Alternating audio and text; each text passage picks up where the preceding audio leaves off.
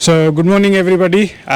This is another vlog of the India Darshan travel series, and I'm joined by the owner of the homestay that I'm staying in Bhubaneshwar. And just out of curiosity, I asked him to show the other rooms on the premises as well, so I can see like what are the differences between the rooms. So let's get to know the owner. Let's walk around the property before we head out to explore the city. So let's get started.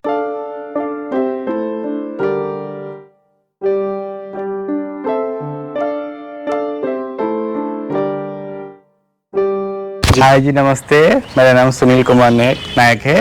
तो हम लोग का एक home stay है भुवनेश्वर में, प्रभु प्रसाद home stay. आइए हम लोग उसको एक्सप्लोर करते हैं। आइए देखिए, आइए प्लीज़ आइए। ये हम लोग का है ब्रिक्स रूम से। ये सबसे बढ़िया रूम है। पूरा डेकोरेशन वाइज देखिए, ये वाला रूम कितना अच्छा है। पूरा लाइटिंग के ऊपर हम लोग कैसे उसको बहुत ध्यान दिए हैं। एसी वाला है, यहाँ पर किचन भी है। आप चाहें तो किचन भी यहाँ से कर सकते हैं। जो भी गेस्ट आते हैं यहाँ पर चाय नाश्ता वगैरह सब बनाते हैं खुद ब खुद। एंड यहाँ पर सब है, एसी है, गीजर है, और जैसे पूरा फुली लग्जरियस आपको लगेगा। ये देखिए, हम लोग का एक डिजाइन है, ब्रिक्स वाला डिजाइन, इसीलिए हम लोग इसको ब्रिक्स रूम बोलते हैं। इसी टाइप का रूम हम लोग का 6 रूम है हम लोग के प्रॉपर्टी में।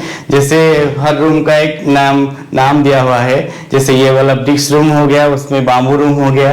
मेरे वाले रूम का क्या नाम है? फैमिली रूम है आपका। अच्छा। आपका जो बड़ा वाला रूम है, इसलिए उसको फैमिली रूम बोलते हैं। अच्छा। उसके बगल वाला वुडन रूम बोलते हैं। और ऐसे करके हम लोग को रूम का बस नामकरण कर दिए थोड़ा बहुत। अच्छा।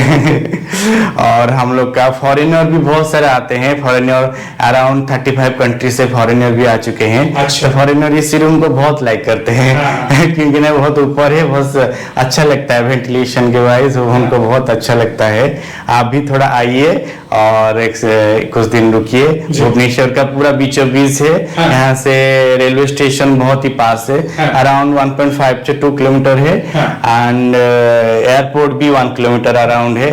पैदल भी जा सकते, बहुत गेस्ट तो पैदल ही जाते हैं airport. Thank you so much. Thank you.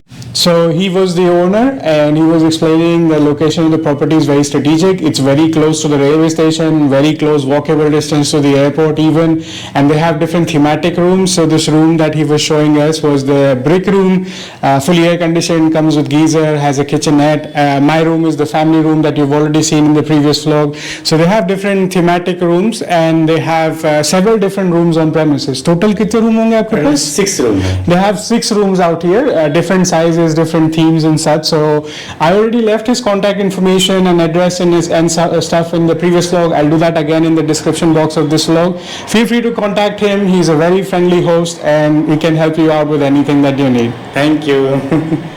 So we also met a couple of other guests while we were vlogging. So let's also get to know their experience. They are from a different room. So let's see what that room is like, and then get to know about their experience. अपने बारे में थोड़ा बताएं और आप बताएं यहाँ पे कैसा लग रहा है आपको? हम दानिश मावर, मैं बालेश्वर से आया था। अच्छा। हम लोग स्टूडेंट हैं MBBS। बालेश्वर कहाँ पड़ता है? बालेश्वर नॉर्थ ऑफ उड़ीसा में। अच्छा, उड़ीसा के नॉर्थ में। ठीक है। हाँ। और यहाँ पे आपको कितना टाइम हो गया अभी? हम लोग 3 दिन से रह रहे हैं यहाँ पे। अच्छा। और कैसा लग रहा है आपको यहाँ पे आके?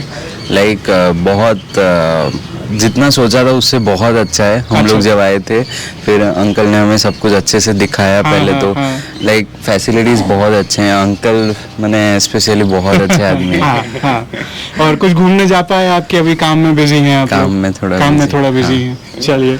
So as you can see, the host is very, very supportive. He's right here. He's always on call. Anything that you need, he's always available for you guys. So it's a very pleasant, homely environment out here. So do come and check this out. Alright, so now time to start venturing out. It rained last night, so the weather is slightly cool now and it's starting to drizzle a little bit. So let's keep going. And there is this Bapuji Nagar market just 1 kilometer or even less walking from the homestay, and that has a lot of cafes and restaurants and stuff. Found that out last night while walking around, so I'm going there again. There is a bakery that I saw, a different one this time. I'm gonna grab some cold coffee and some light breakfast, and then the there was a temple, Lingaraj Temple, that the owner mentioned yesterday, but didn't get the chance. I was busy chatting with people and then it got really late. So after breakfast we're gonna go there, but first let's hunt for a nice breakfast. And the route goes through a sort of a mini village of sorts. So these are working people, so in the evenings there's a lot more crowd here. Now everybody has gone to their respective jobs, so not very many people out here at this time. But all in all, this neighborhood is very, very safe. And it's very easy to walk around. I came back around 8:39 last night, still didn't feel anything suspicious, so pretty cool neighborhood.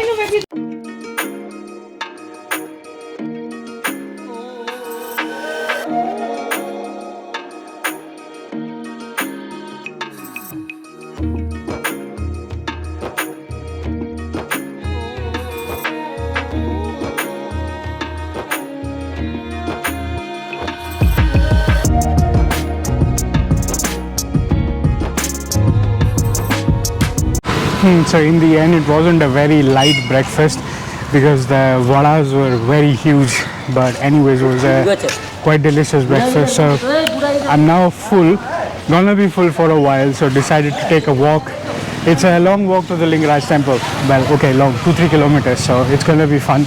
Unless it starts raining really heavy, I plan to keep on walking. And along the way we're gonna find a Bindu Sarovar. It's like a small pond by the temple. Probably want to stop by over there first and check out the views from there.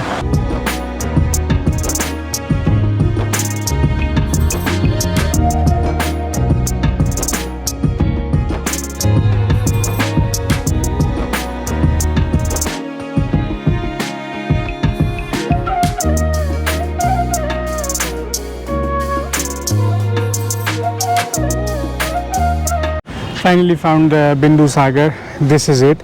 And I think that's the Lingaraj Temple, and as this is the city of temples, there is also Udayagiri Temple or something similar right here. So there's like temples all around wherever you want to go. So after this we are gonna go to the Lingaraj Temple once I'm done enjoying the views out here. Lots of lotuses growing around here as well.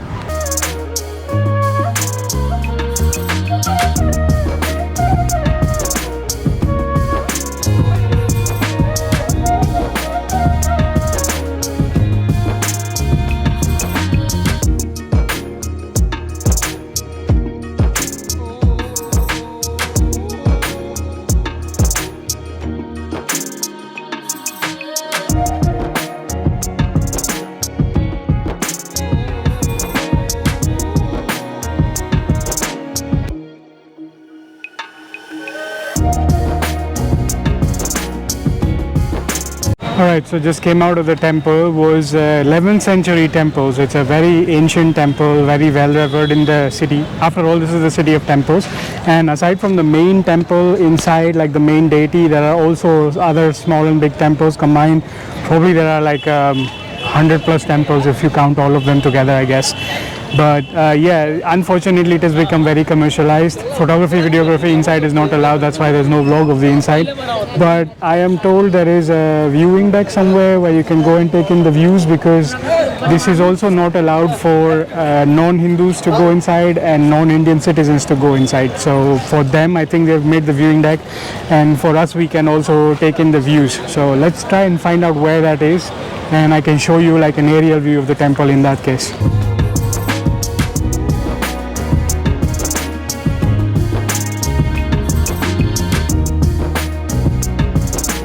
Okay, so I asked the cops, when you come out of the temple, that's the temple right there, this is the Sahasraling tank, and there is this road going that way, so it's just 200 meters on that side. In like 1 or 2 minutes you're gonna get to the viewing point, so let's go check out the views from there, and I can explain what the temple premise is like from high up.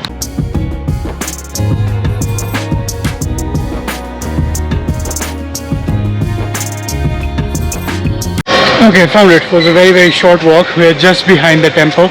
So that I think is the main deity in the center of the temple. And as you can see, you have a bunch of smaller temples all around. So there's like lots and lots of different deities all around.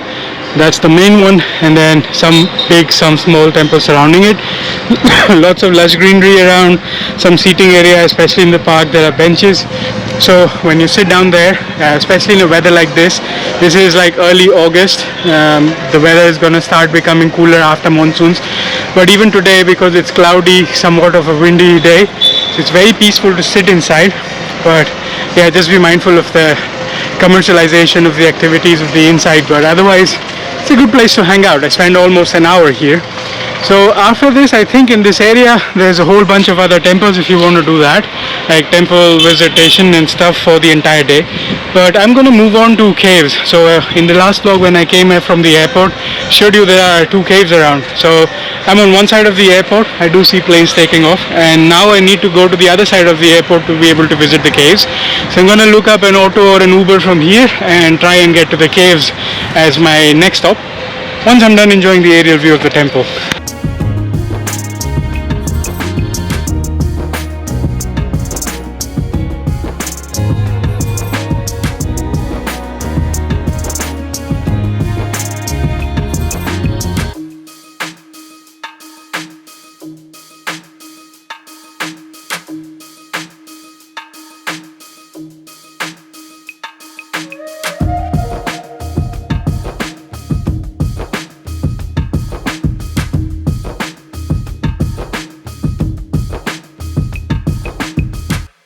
Alright, so we've made it to our next spot, the Udayagiri and Khandagiri Caves. It's right next to Digambar Jain Temple. Those are the caves. We have to climb up a little bit. I see the glimpse of it. There are people all the way up top. So let's find out what's the entrance ticket and how is the hike like. See a lot of public up there, so I guess it's an easy hike. And it's next to a Digambar Jain Temple, so I'm guessing it has some connection with the Jain architecture. Let's go find out more about this place. So just made the payment for the ticket. If you pay online, it's 5 rupees cheaper. So for Indian citizens, it's 20 rupees for both caves, and in cash is 25 rupees. One side is Udayagiri, one side is Khandagiri. Just be careful of langurs here. There are too many of them. We're going to go to Udayagiri first and then cross over and go up here to Khandagiri afterwards. Let's go inside. Paid online, we're all set.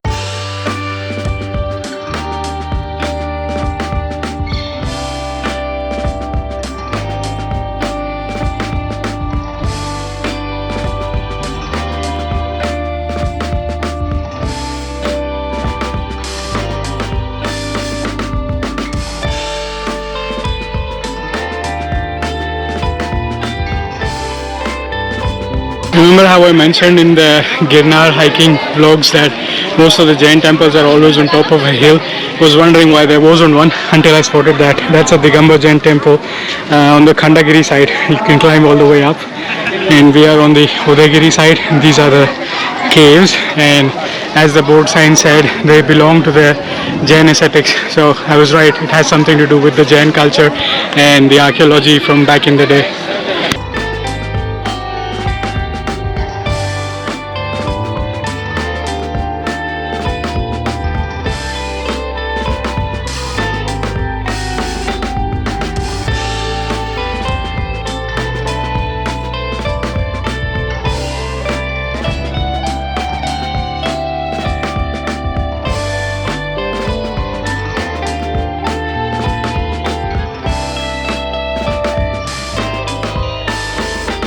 Made it to the top of the Udayagiri Caves. From here you also get a clear view of the Khandagiri Caves, the Digambar Jain Temple, and those caves have grills in front of them, so I guess not really super worth the entire climb. I already saw a bunch of caves, and the board sign said there are like a couple dozen, 18 or 15 caves here and 18 or 15 caves on the other side, so probably I skip one of them. Maybe, yeah, just focus on Udayagiri, rest up and enjoy this nice lush green view, and then from here find a different spot to check out. And that's the entire town of Bhubaneshwar. So that's a pretty cool view from up here. Not super high, but still very nice. And on this side is all lush green area.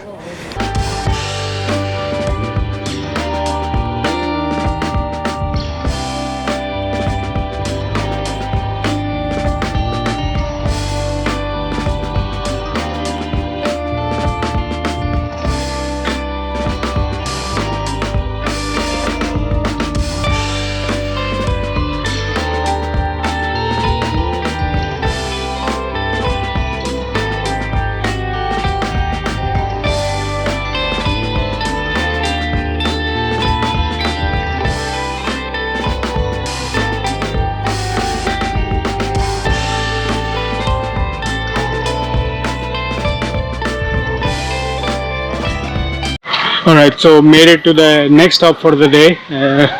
Look a bit funny because of the helmet. Anyway, so this is the Buddha Peace Pagoda of sorts, peace statue, stupa.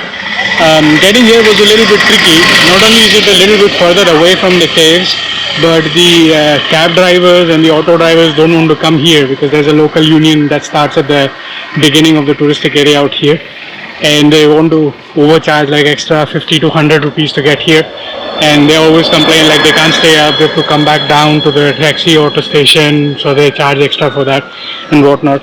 So had to cancel like 2-3 different rides, and eventually booked a bike taxi. It was my first time, and now we are here. So the guy showed me that I can walk the rest of the path up to get to the Peace Pagoda, and then there is a Shiva temple next to it, and then I can get down from there. So it's a shortcut to go down the hill, and then I can make a booking for whatever is the next stop.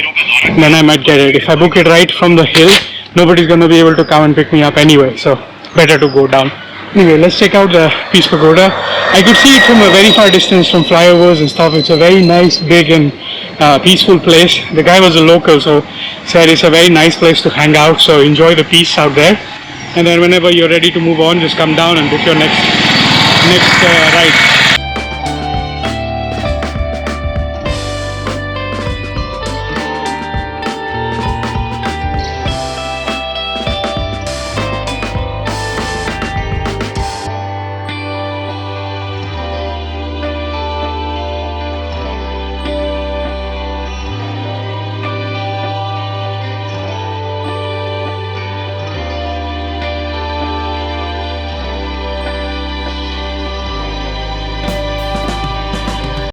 This is indeed a very, very peaceful place and very historic in the history of India as well.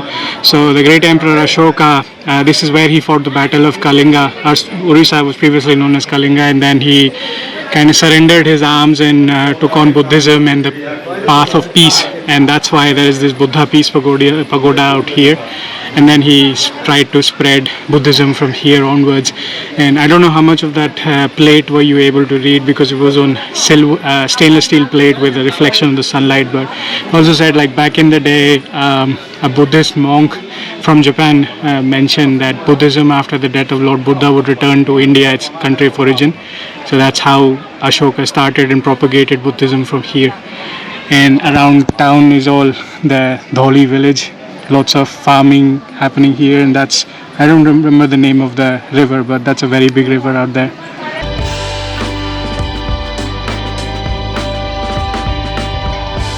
It was a fun experience. I tried sitting up there by the stupa on the benches, but it was like moist kind of environment, lush greenery, perfect for the mosquitoes.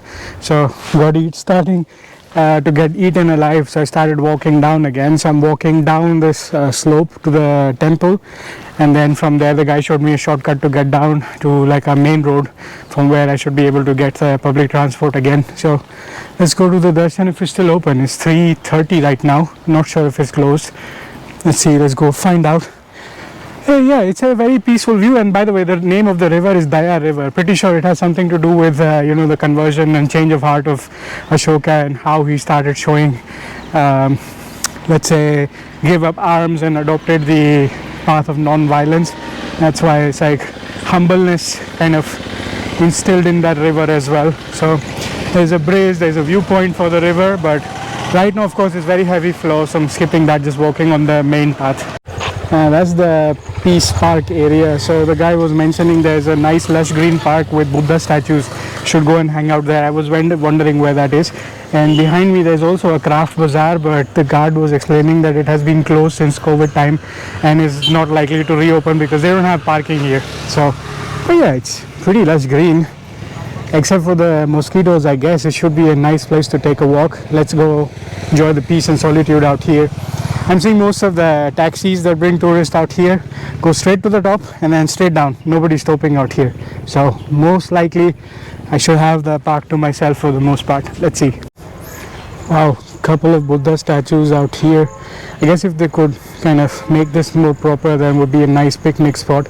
Needs a little bit of maintenance, but still a pretty nice place to hang out. And as I suspected, just me, nobody else. There are also a couple of Buddha statues up there, so there's a more part of the park out there. So I'm gonna keep walking see some different kind of Buddha statues out there.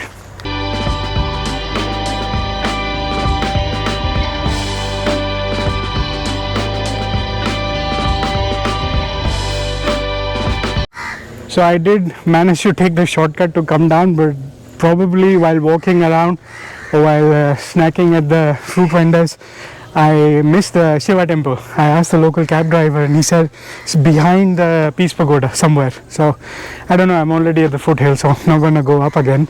Came here to see this Ashoka pillar, and down there is the road to go down to the main road, so we're just going to keep going further.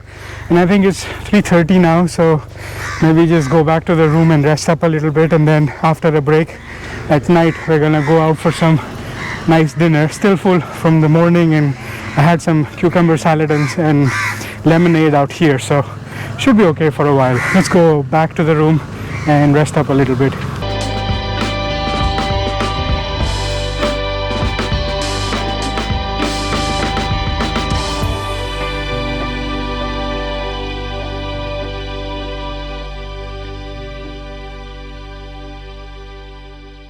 That was a pretty cool experience. This is a state bus number 70, public transport. So I've tried so many different public transports today. And I was just walking down the hill, ran into one of the locals on a scooty, and he gave me a ride to the main road. And he offered me to take me to Puri all the way. I was like, no, I'm not going there today, some other day. But he was a sales representative for one of the rice mills, so he travels quite a bit to and fro.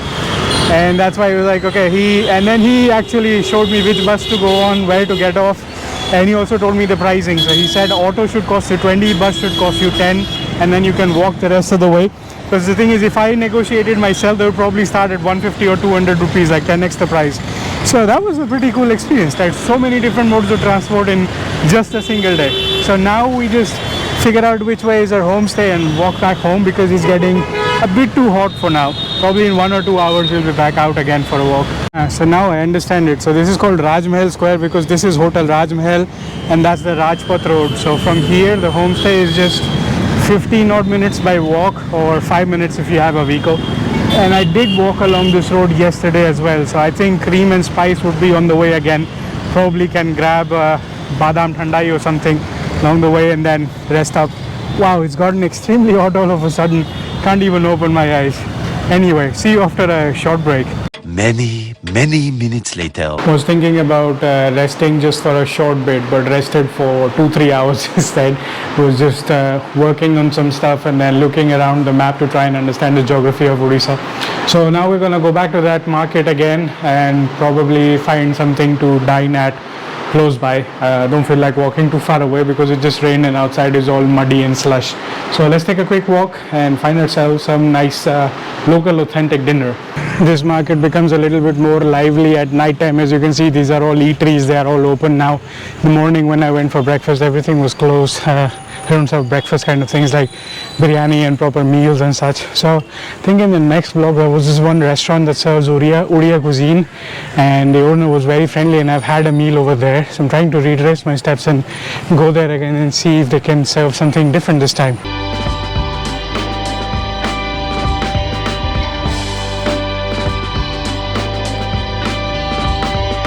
Yeah, this is it.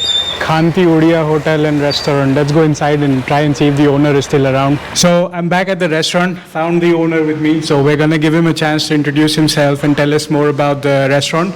And he has just taken over, so there has been a change of management just 2 or 3 days ago. And I was here yesterday, I'm back again for good food. So the food is definitely good. Let's give him a chance to introduce himself and his restaurant. बताएं sir, आपके बारे में बताएं. Myself Ratnakar Mallik. I am the owner of this restaurant, and my restaurant name now we just suggested the name Delight Appetite India Private Limited, and also it is our motto to give best and hygienic food to our beloved customers, and the price should be affordable and quality much better than other restaurants. Right. So now we have planning for delivery our food through our own app. That app name Appetites. Okay. And my company name Delight Appetite India Private Limited. Right. So it is a beautiful day. I connect with you, and also yesterday you came to our restaurant. Yes. It was very. Food was too good. Yeah, delicious. And today also I am planning to give you the best seafood. In Odisha, and it is a desi style. Right. So Local flavors. Yes. So we are very happy and very food conscious. Right. And health conscious also. Right. How to give in a hygienic method. Right. We are planning for that. Okay. So we are newly come in a hotel line, just a restaurant line. Right. But we have some good idea how to improve our quality and our quantity and our price also very low margin. Right. Low profit margin. And quality should be much better than other restaurants. Right. Thank you, sir. So, as you see, the owner is very, very friendly, and I'm back for more. And today I told him to surprise me. So, I didn't order anything. I just told him the food yesterday. So, I had pomfret curry with tawa roti. So, I told him, surprise me today with whatever is good, but authentic local flavors. So, let's see what we get served. I'm told it's something to do with the seafood cuisine. So, let's see what's on the menu for today.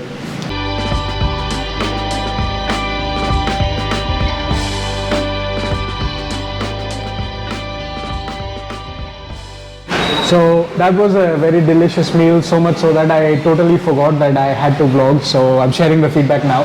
So I know the surprise now was fish masala with roti, tawa rotis, no butter, very healthy, less oily and authentic Odia flavors, right?